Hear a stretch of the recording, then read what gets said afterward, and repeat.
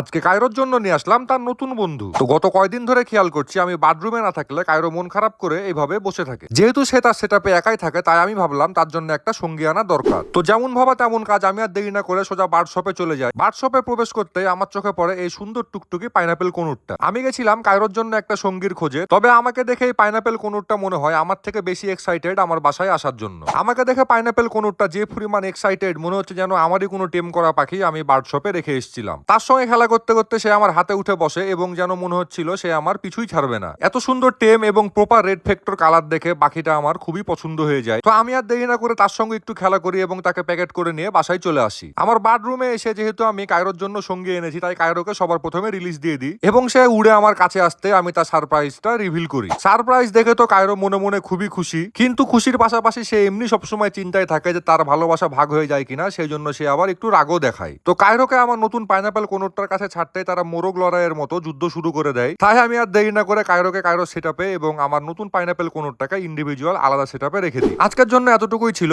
Tata.